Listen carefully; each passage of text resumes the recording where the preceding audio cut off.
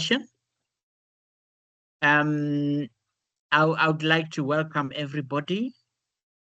I can see there are seven of us who have logged in. Well, it's a reasonable number for us to start. I suggest that we don't really wait. Yeah, I think I'm delighted today to introduce the speaker, who I very much suspect is delivering his talk in Italy, but I think he will explain himself. Aobakwe Motlhasedi is our speaker today.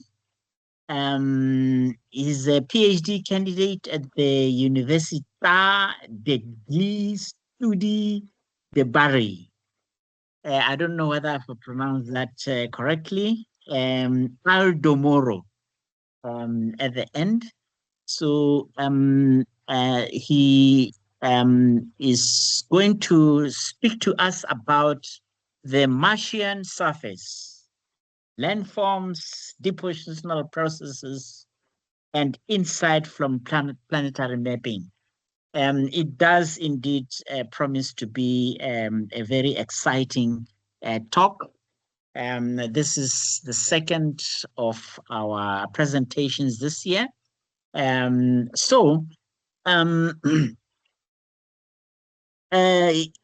Well, let me say a little bit more about Aobakwe.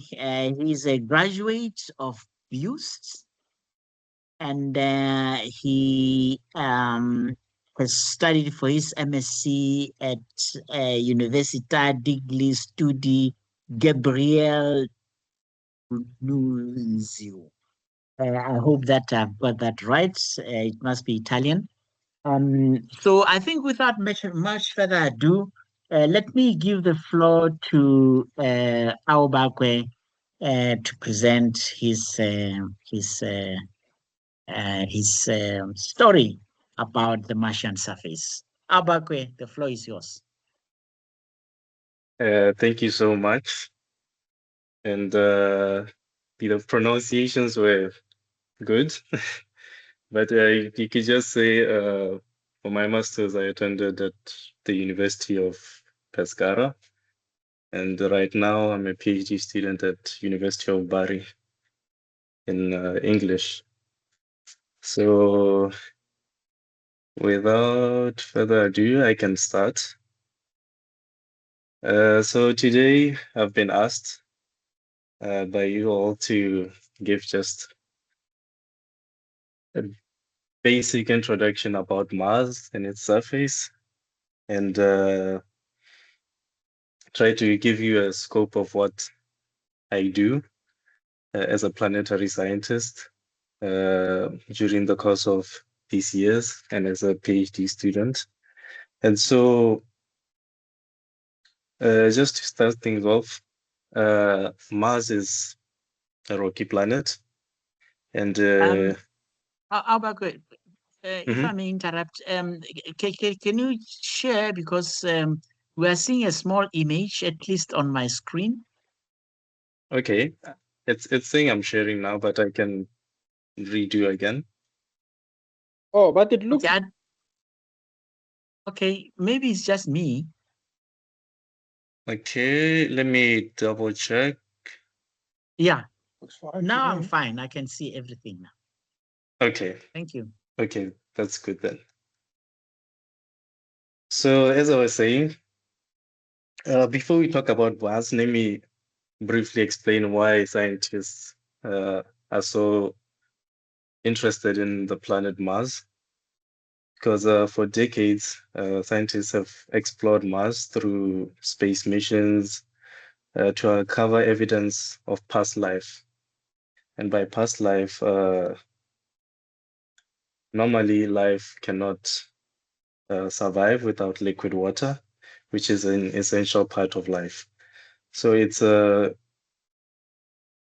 that being said, it's closely related to different minerals such as clays and evaporites, and different sedimentary structures which preserve these clues about Mars' aqueous history and its potential habitability in as we say in the future. So with that being said, Mars is a rocky planet, just like Earth. Its crust is basically made out of basaltic and FEMG rich, which gives it its reddish color. And also its mantle is made out of silicate mantle. And its core is basically iron and nickel rich. Its orbital periods are about as similar as Earth with 687, which means the time it takes to rotate, to make a single rotation around the Earth. And its rotation period on its own axis is about also similar to Earth, which is 24.6 hours, and its axial tilt is also similar to Earth with a degree of 25.2, which you can see is quite really similar with Earth. And it has two small moons, which are smaller than Earth, called Phobos and Deimos. And these two moons were named after the Greek sons of Ares, which was a Greek god.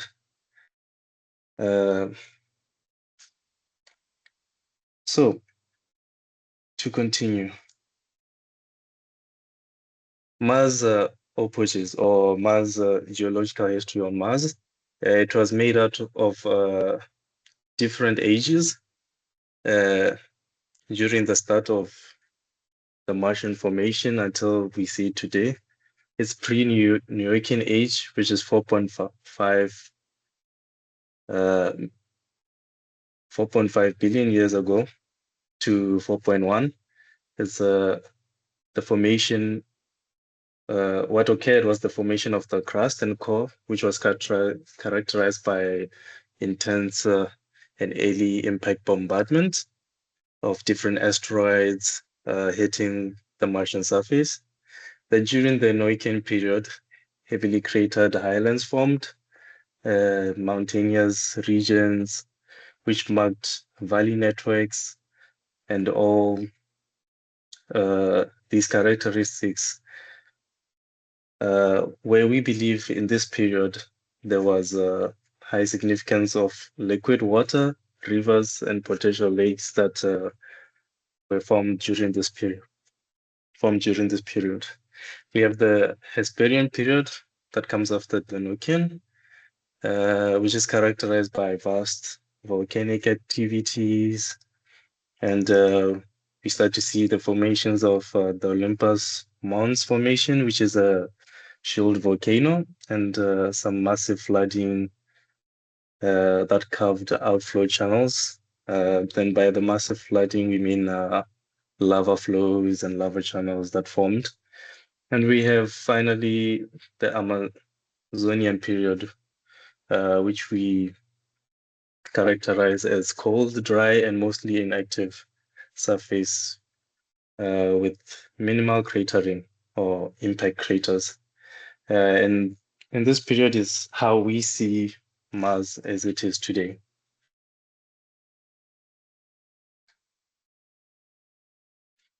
So there are major landforms or classes on Mars, which we'll quickly dive into, which is the impact landforms, where we have the craters, the impact craters. We also have the fluvial, where we will talk about paleo lakes and rivers, and then the volcanic, where we talk about volcanoes, and aeolian, where we talk about mostly transportation of sediments and the glacial landforms. So with impact landforms on Mars, it was mainly dominated in the Martian surface and are crucial for age dating. These features such as layered ejecta structures, which hopefully you can see my cursor, but in the left image you'll see a crater, an impact crater, where we characterize it as a bowl-shaped depression formed on a solid planetary surface, in this case Mars, and it was hit by an asteroid or a hypervelocity impact that was caused by either an asteroid or a comet, which formed this formation. So usually when these occur, they have something called ejecta mass, which is this asymmetrical ejecta layer which surrounds the bowl-shaped depression, as you see on the left side. And these are highly influenced by possible volatile-rich underground subsurfaces or subsurfaces suggesting the presence of ground ice at the time of impact. And we also have other types of craters, the Gale crater, which is on the right side, and the Jezero crater, which are two very important impact craters because they have high influence of fluvial landforms, which NASA and ESA and other space stations are currently investigating the potential of life that could have formed during this time.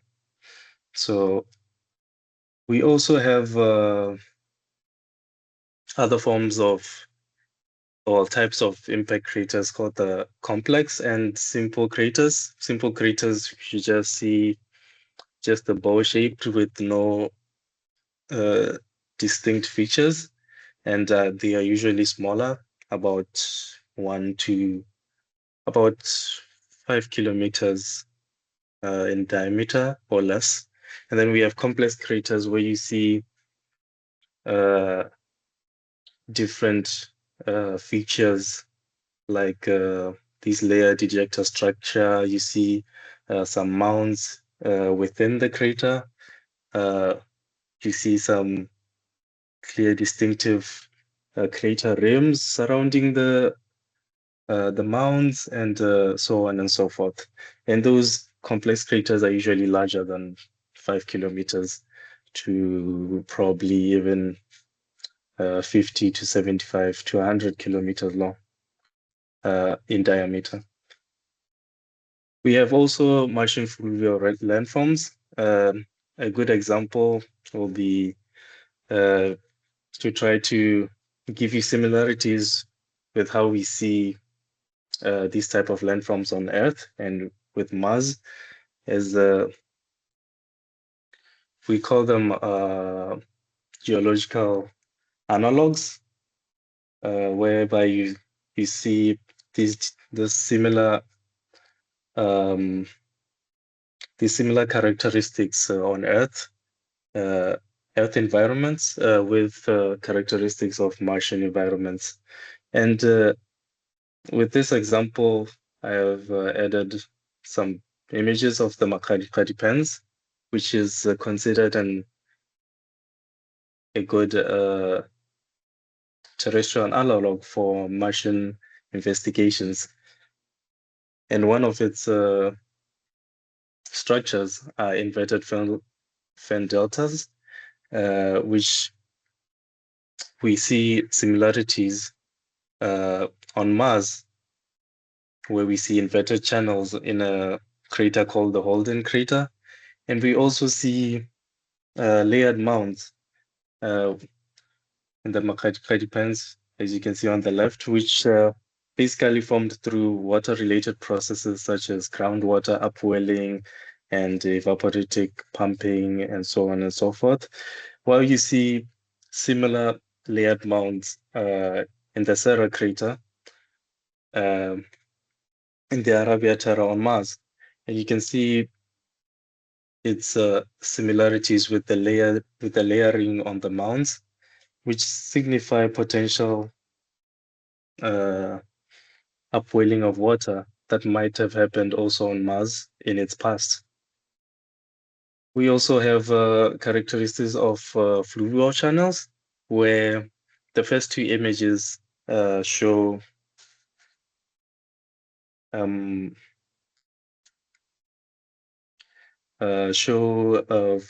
fluvial channels, where we see valley networks and inverted channels, as well as meandering between different within these channels. And on Earth, we see very similar characteristics with sea showing a submarine image of a channel underneath the sea, as well as channels in the Queen River. As you can see, it's meandering features that show distinctive fluvial channels. We also have volcanic landforms with, on the left side, you can see one of the famous volcanoes that have, which Mars has hosted in the solar system, and Olympus Mounts, which is on the top left, is considered the largest on Mars, and not even on Mars, the largest volcano in the solar system, which reaches heights of up to 27 kilometers. And basically, on the Martian surface, we can see extensive lava plains and volcanic provinces that indicate pronounced mantle and crustal loading. We can also see lava tubes on the surface, as well as lava channels in some parts of, in most parts of the Martian surface, which we normally see these things also on Earth. And with Aeolian landforms, we have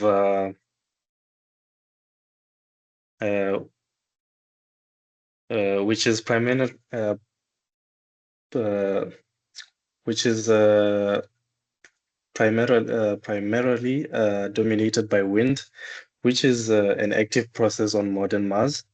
And the dunes, dust devil tracks, and ripple show that these sediments in transport and continue under today's thin atmosphere of Mars. So as you can see, we see these different processes, such as these dust storms that occur on Mars, because Mars is very heavily filled with dust and sediments on its surface. And it shows that Mars still has some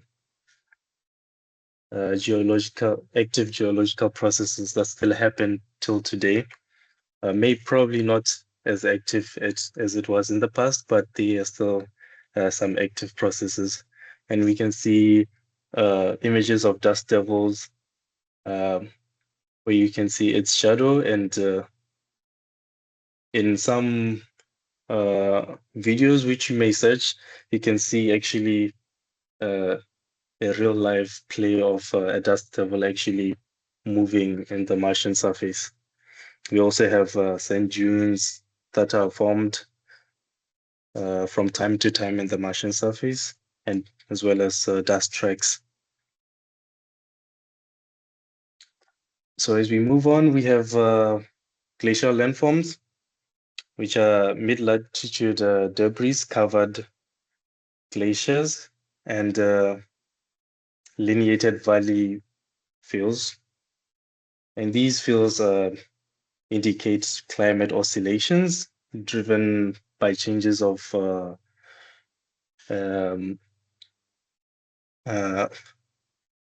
which you would call obliquity. And these features also suggest widespread of the subsurface ices that occur mostly in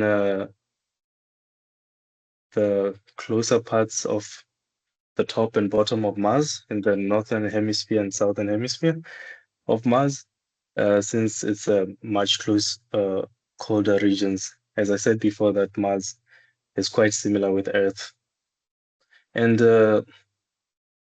as you can see, examples on the left, there's an image of a glacier, which you see in the Mullins Glacier in Beacon Valley, Antarctica. And you can see a striking similarity with its Martian counterpart on the right side. You can see how the glaciers are similar in its characteristics.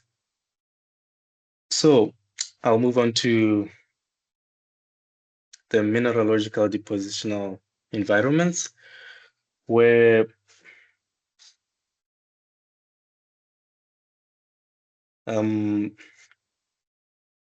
we see different deposits. We normally see different deposits on Mars that signify potential water that may have been there on Mars, as well as hopefully biosignatures.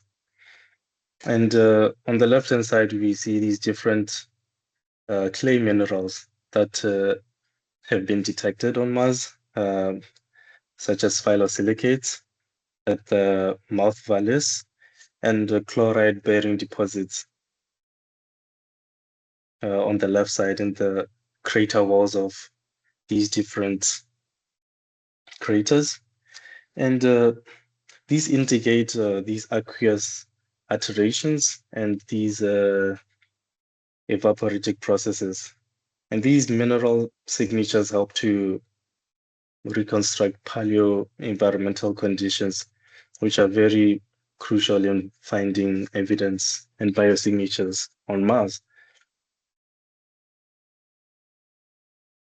And just a little side note, you can also see this small channel, which may also signify a fluvial channel that may have formed in this area, which also is another good evidence for water.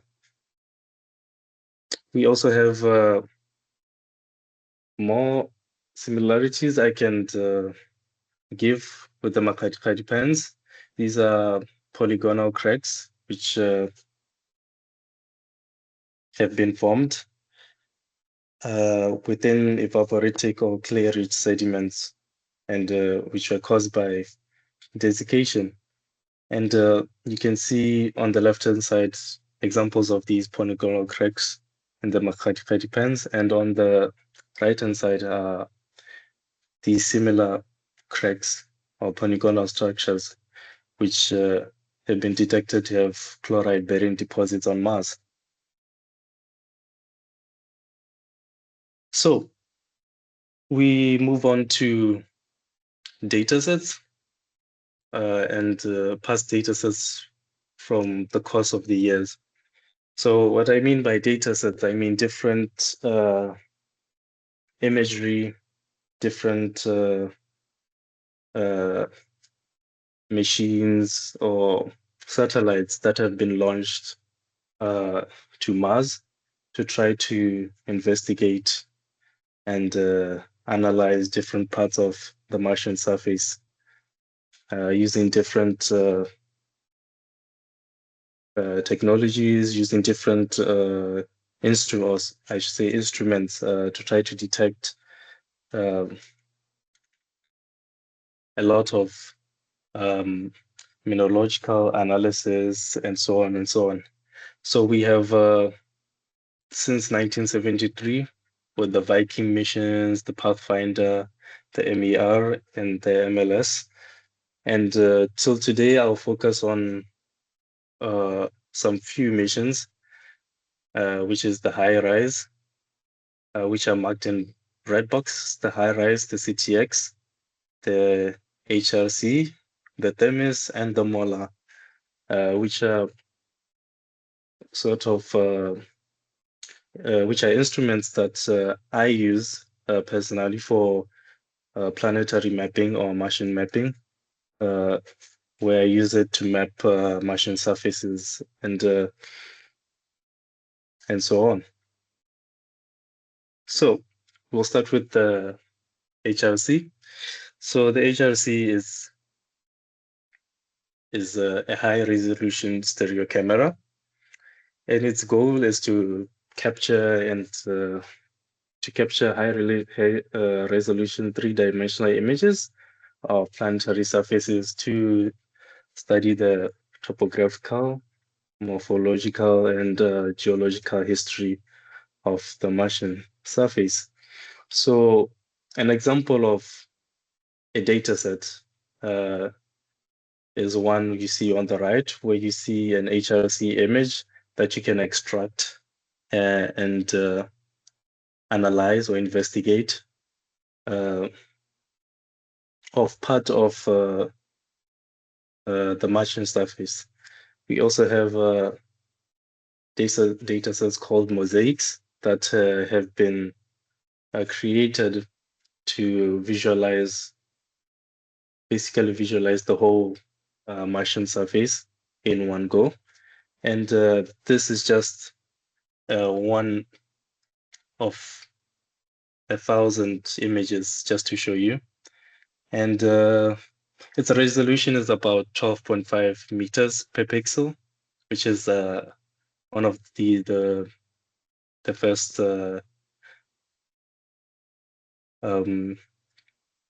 visual instruments that were used to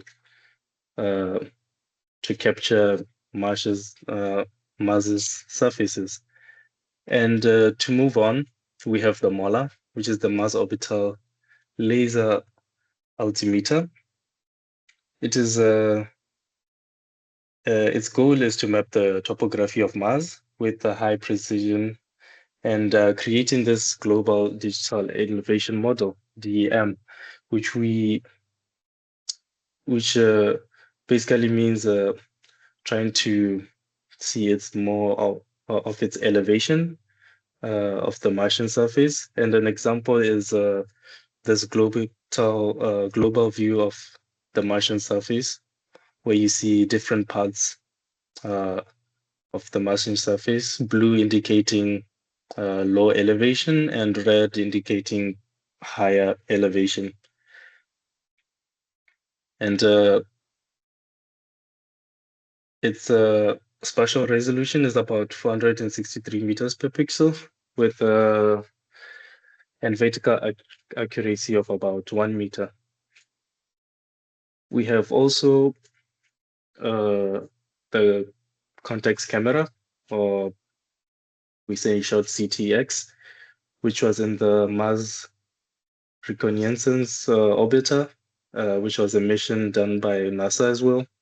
And its purpose was to provide wide area, high resolution in grayscale images of the Martian surface, which has a resolution of about 6 meters per pixel. So it's much more detailed than the HRC. And an example of that is in another image of the Jezero crater, where you can see a lot more closer than the HRC. And we also have an example of the contact camera, the CTX, which was implanted in the mission or in the satellite before it got launched.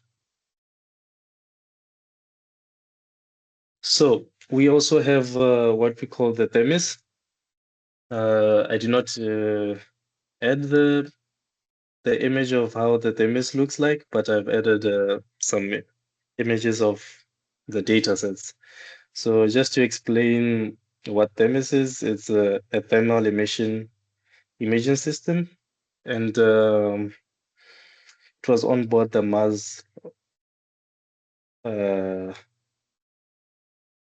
Odyssey orbiter, which was another mission done by NASA, and which it primarily captures both infrared, and infrared and visible light, and it reveals mineralogical and physical properties.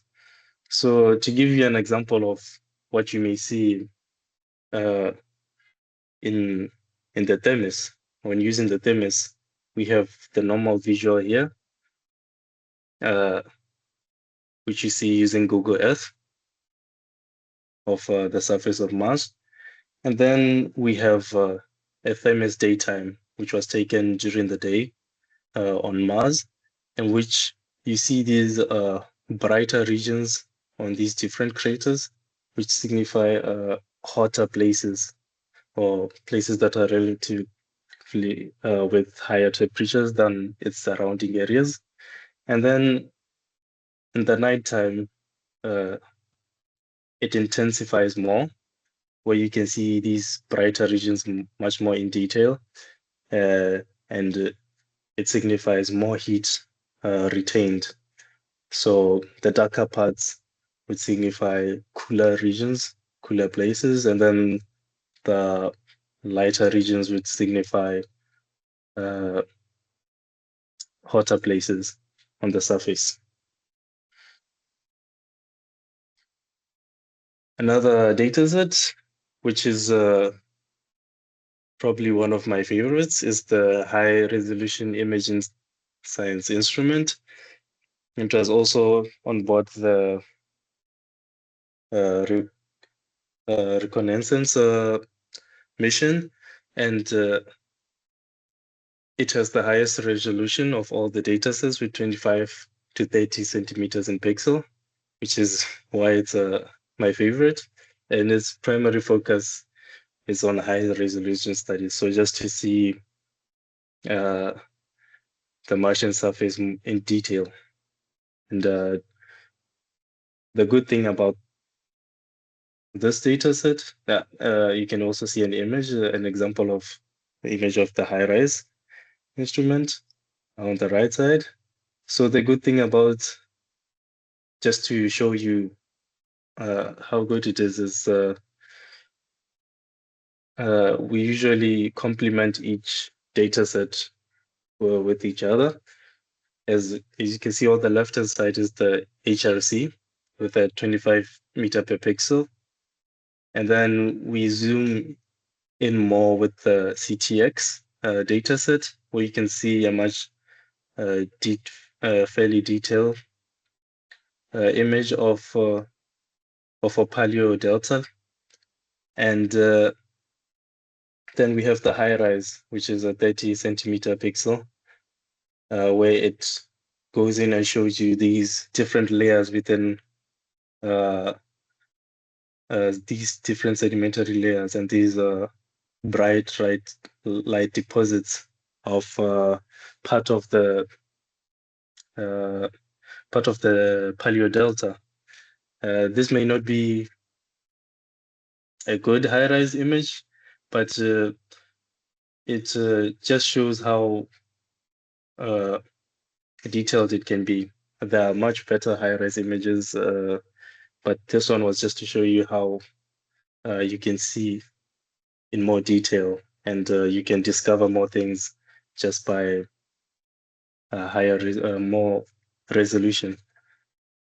So to get these data sets, we usually go through different dataset websites that NASA, ESA, and other space stations have provided the community. Here are just a bunch of these websites, as well as where you can get datasets from the moon.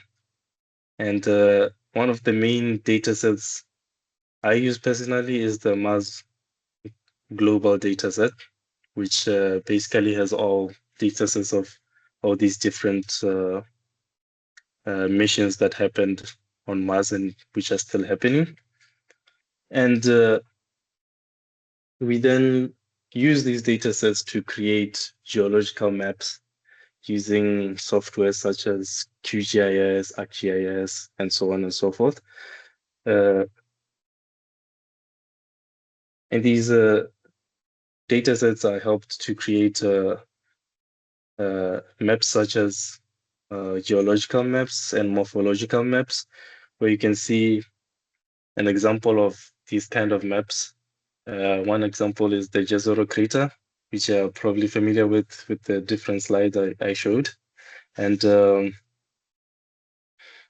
you can see how we normally create these different maps just to show or explain the surface, to explain the surface, the Martian surface. We also have active rover missions on Mars, which I wanted to show you what missions are happening to date. Just a small little case study where we have 2 rovers that are currently active on the Martian surface, which is the Perseverance rover and the Curiosity rover. I'll start off with the Perseverance, which was it landed in the Jezero crater in 2021, which is which actively collects geological samples for future return to Earth and searching for signs of ancient life and microbial life. So Jezero crater was the main targets to study because of its paleodelta, its evidence of different paleodeltas and fluvial channels in the area. So it was considered a high priority target to try to find evidence of life. And examples of samples on the right hand side, you see examples of samples collected by the Perseverance rover from lake sediments on Mars, where you can see different names such as the Pelican Point, the Marlin. You see some different beddings and layers of sedimentary layers that show significant signs of water that has been there in the past. And with hope, we would detect biosignatures. And we also have the Curiosity. Before the Curiosity rover, the Perseverance rover is connected to a future mission called the Mars Sample Return Mission, where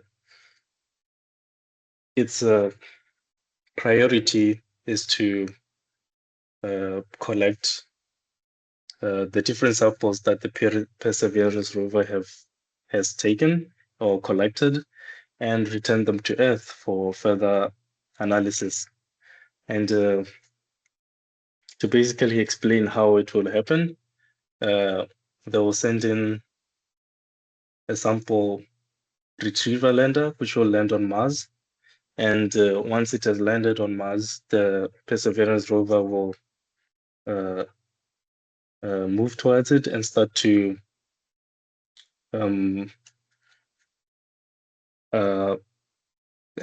give it to the sample retrieval lander. And once all the samples have been collected, the sample retrieval lander launches off a Mars ascent vehicle, which launches it to the Earth return orbiter, whereby the Earth return orbiter will then launch those samples back to Earth. And a quick side note about the sample recovery helicopter. It was like a body for the Perseverance, but it later on stopped functioning. If I return to the last slide, it stopped working in this part of the Jezero crater. But it lasted way longer than it was anticipated, and through that, the goal is once the Mars sample return mission launches, they'll launch more of these sample recovery helicopters, which will retrieve these samples to the sample retriever lander, and then launch them back to space, back to Earth. We also have the Curiosity rover, which is another mission rover where its operation started on 2012 and it's still operational till today. And it is currently investigating the Gale crater, which is another highly interesting crater for analysis for potential biosignatures. And this is the Curiosity till today continues to investigate the climate and geology of Mars and to determine if the environment was habitable. And it collected about 42 powdered rock samples today. That was recorded until August 2024. I'm not sure if, but probably it has collected more than 42 by now since it's 2026. And after drilling, basically it drills 2 centimeter sample of powdered rock and is trickled into the instrument inside. And inside of the Curiosity rover, you'll see that's where it's built in with analysis of different instruments, such as the SAM instrument and the ChemIn instrument for chemical and mineralogical analysis. And one important note about the Curiosity rover is that it's the one that has detected a long chain organic molecule in an analysis in the Cubaland mudstone, and it is considered the largest organic molecule found on Mars to date, which is a very important discovery of biosignatures which have been detected, and its remnants hypothesized to be of fatty acids. So just to conclude,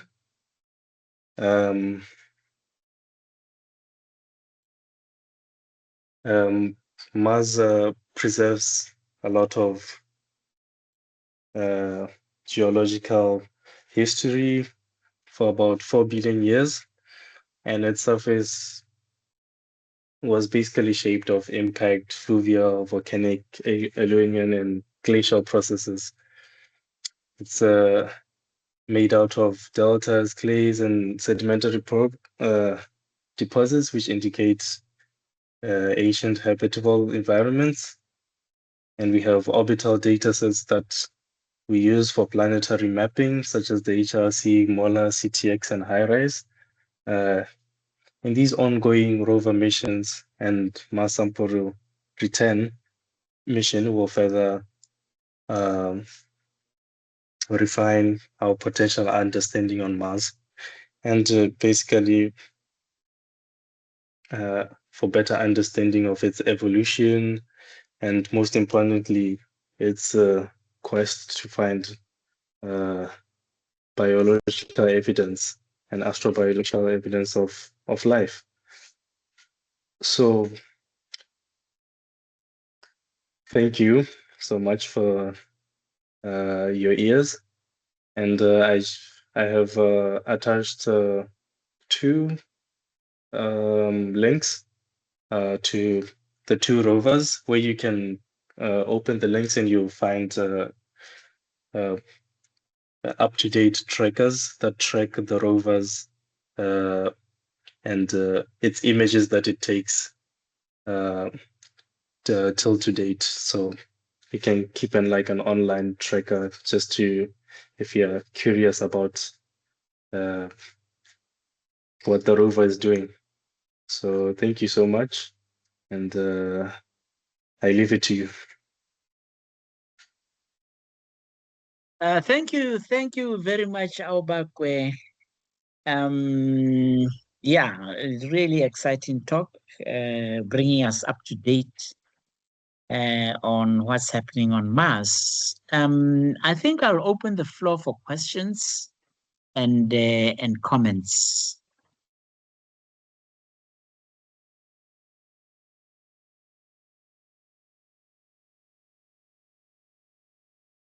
Anybody?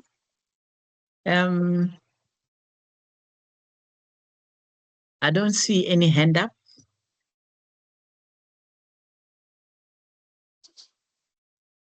Just a big thank you for the talk, given us some interesting perspective, and follow up on the links. Thank you very much. Thank you so much. I see Mike. Do you have your hand up? Yeah, thanks, Motlhasedi. Yes, thank you for an excellent talk. That was really great, actually.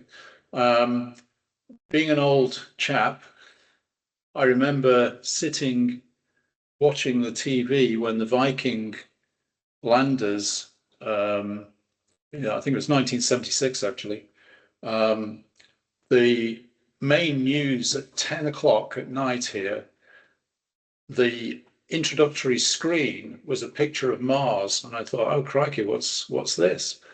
And at that stage, it was some results had come back from the Viking lander, which contained fairly, by today's standards, a rudimentary lab looking for evidence of life on Mars. And the first results suggested that actually there was active life on Mars. And then I think when they repeated the experiment, they basically fed a sample of soil with nutrients and then looked for the reactions, the gases and so on that came off. And the first results suggested there was actually active life on Mars. They repeated it and it didn't happen again. So I just wonder, it seemed that it was either some strange chemistry or there was actually some life there. I just wonder what the latest thoughts are on that.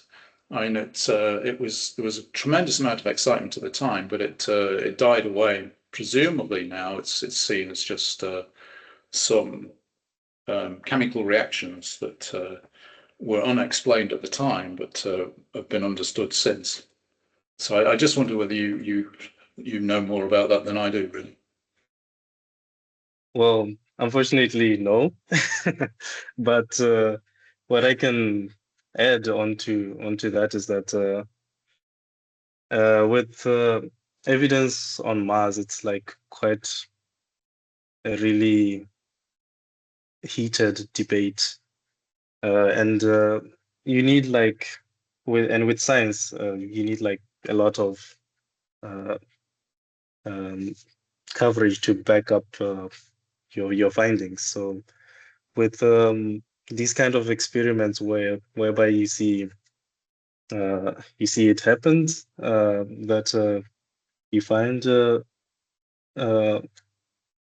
potential biosignatures, and then when you try to repeat you don't see it anymore. I mean, the only way to like further is to do more missions to try to replicate that in different scenarios, not just that one part of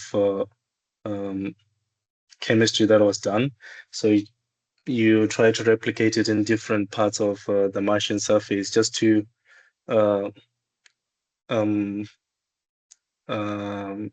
just to toughen the argument, like just to what can I say? Just to prove the point that there was indeed past life on Mars. But I'm not a chemist, so I wouldn't say I followed up with what has been done with that specific investigation. But yeah, I mean, it's with scientists, it's always a debate on trying to prove that life was indeed there on Mars. But obviously, you need a lot of answers, or a lot of data to support your findings. Yeah, thank you. I guess the big one will be the sample return, won't it? So that you can actually conduct even more thorough investigations back in labs on Earth than you could in these remote automated laboratories on the surface of Mars. So yeah, that's really definitely. exciting. Yeah. Okay, Thank you very much. Thank you. Thank you so much.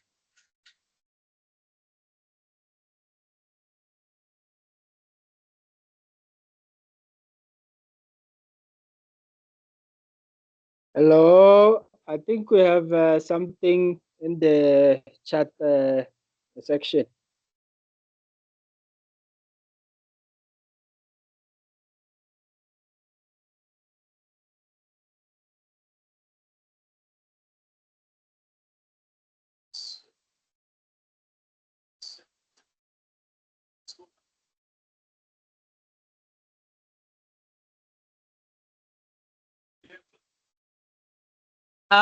Yeah, I'm sorry, my mic was muted. So what I said was that if there are any more questions, but Dr.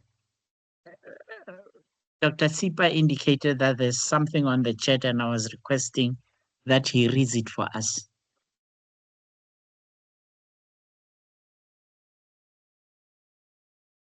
Dr. Sipa? Oh, all right. Let me go to the chat.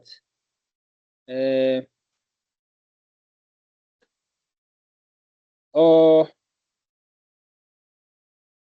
is this term? There is a term here. I don't know if it has been written properly. It says, what is bastiliatic? Bastiliatic or something. I think if you said something of near to that one, you will get it. But the other question is, what is the difference between a mount and inverted channels? Okay. I think you can start with those ones. All right. I think they meant to say basaltic. I think that's the only one I can remember that is similar to what he said. He wrote, but basaltic just basically means a mafic rock. Yeah, it's usually rich in magnesium and iron, so it's just a type of rock. Mostly basaltic rocks. They can be formed through volcano eruptions, and you see that black basaltic crusts that form. And the other question is about the difference between mounds and inverted channels. Maybe if I should go to the slide.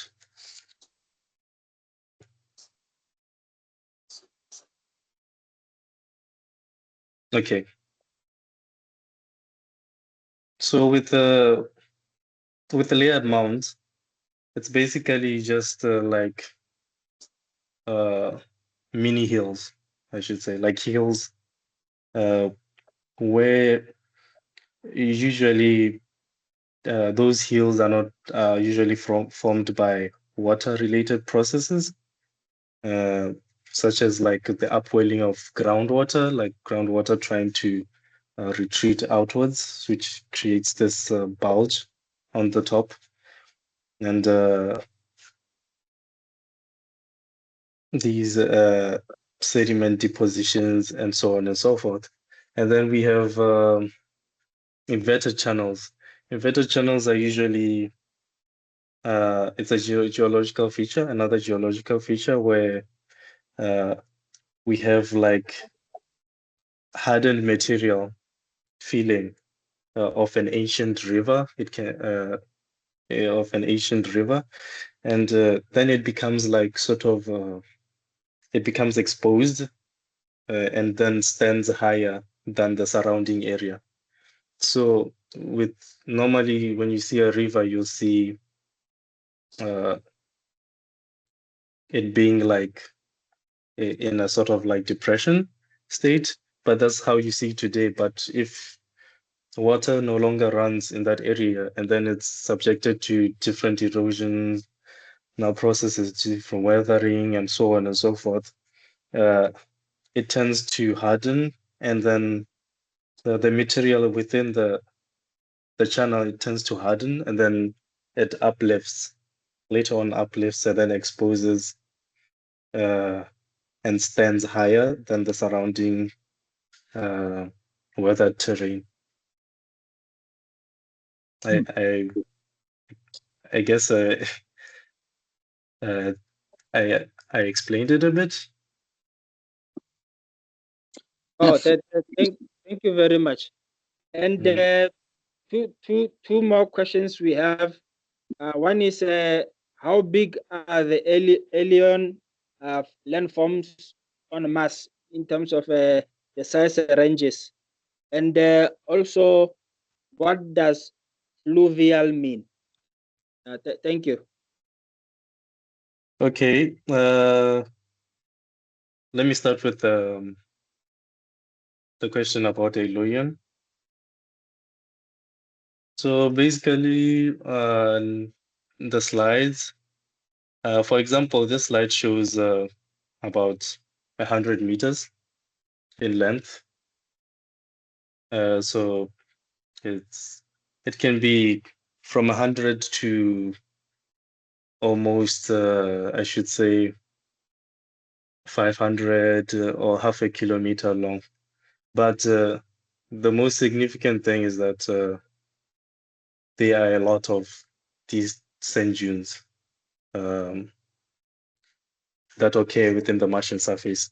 So it's not, you can compare it with Earth, but in terms of scale, it's much more larger than the ones we normally find on Earth, because Mars is barren.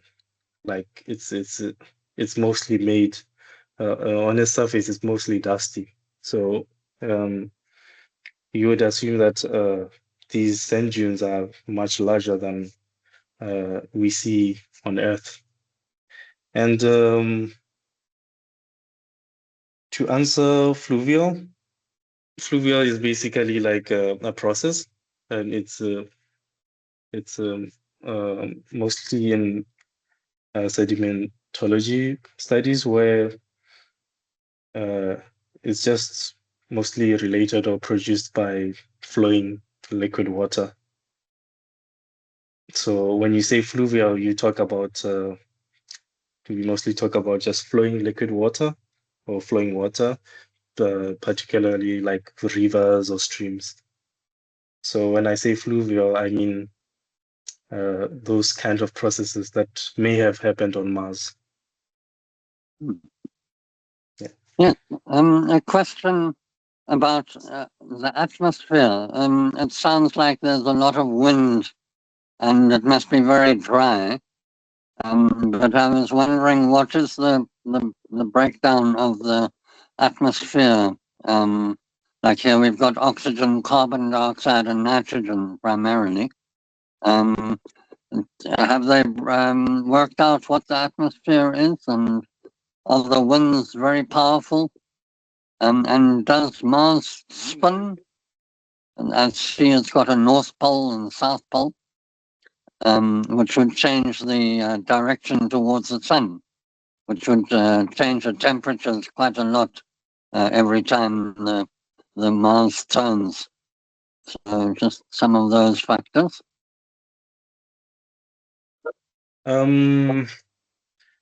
Okay. What I can say about atmosphere, I'm not too familiar with deep atmosphere processes, but I would say that Mars it has a very thin atmosphere, so it's not like Earth, which has a much larger atmosphere. So right now Mars it has a very thin to no atmosphere. That's why it's quite barren. There's no like living life on Mars and all the stuff.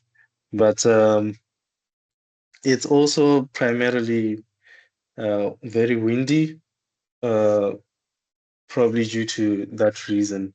So due to maybe this heat retention and that there are no oceans, no oceans, and to the moderate temperature that's there. So with these like inconsistencies, you'd see this buildup of a lot of winds that occur. I mean, you'd usually see also these these twisters or dust storms, and they occur like quite a lot regularly on Mars than you see on Earth.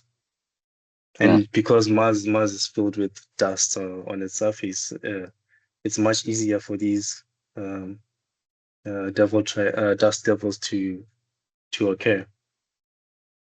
Yeah. So, but I wouldn't know like I won't be able to give you like a more detailed explanation because I'm not quite familiar with the atmosphere exactly. Yeah. And also, if there was water there, then surely there would be humidity or evaporation. But perhaps it's escaped the gravity hold.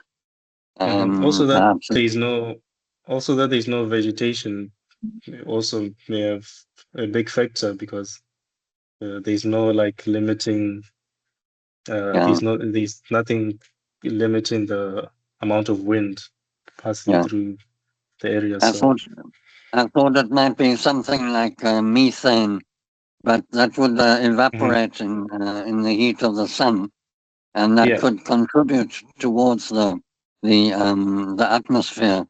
But until they read what gases are blowing around, because if there were no atmosphere, there would be no gas, and there would be no wind, like on the moon. There's no. I don't think there's any evidence of any air pressure on the moon, but there must be air pressure on I don't know what the air is made of, but on Mars, if the wind can blow, it's got to blow something, so it blows the gas around. So, no, just very interesting. Thank you. It was very enlightening. And all the close-ups, lovely. Thanks again. Thank you. Also, a quick note: methane has also been detected, but in small concentrations.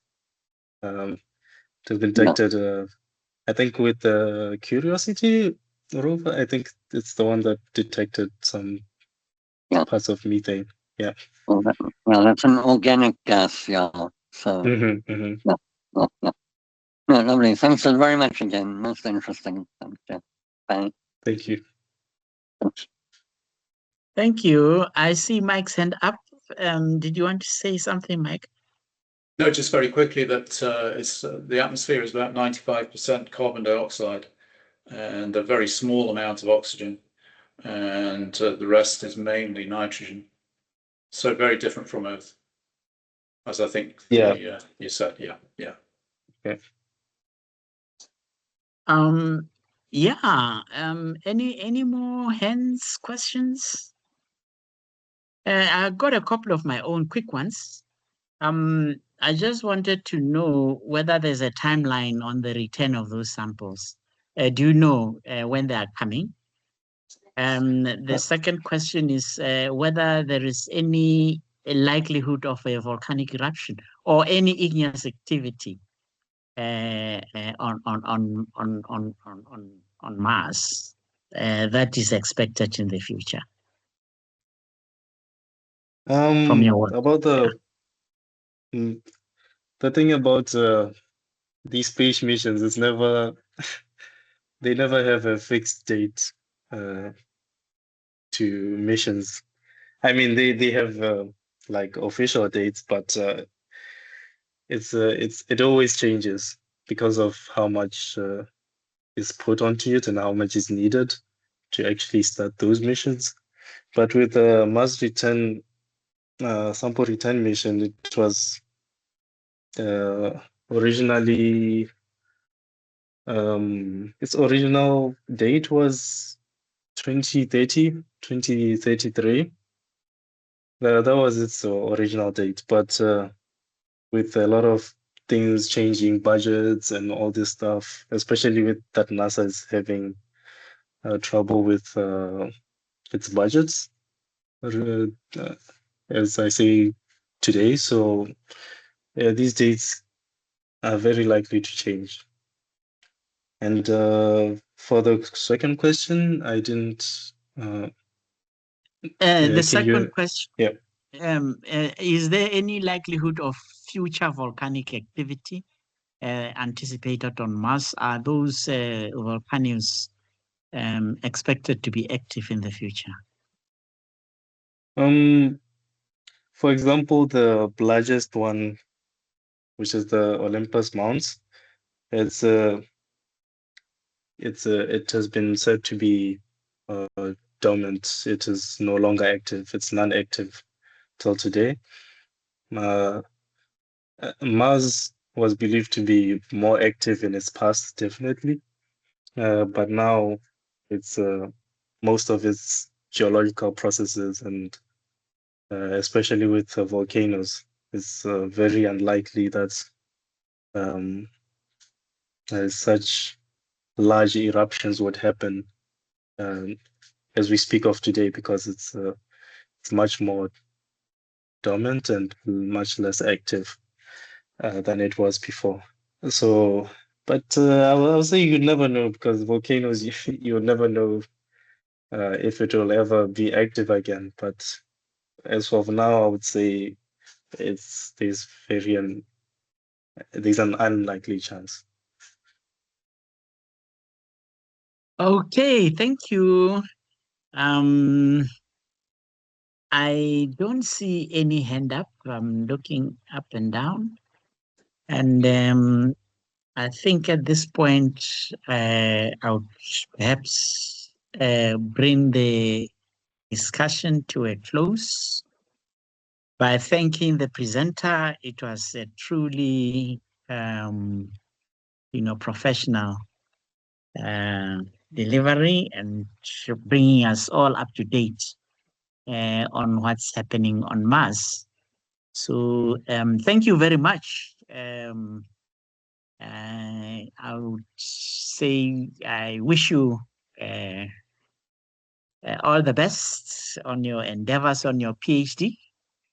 And yeah, it looks like you are working on hypersaline stuff, and wish you all the luck to bring some results from your research.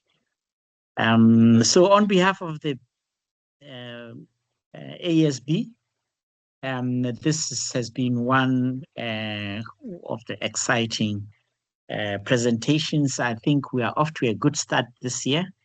We had a very good one, quite different about folklore and so in January. Now we have this one about Mars.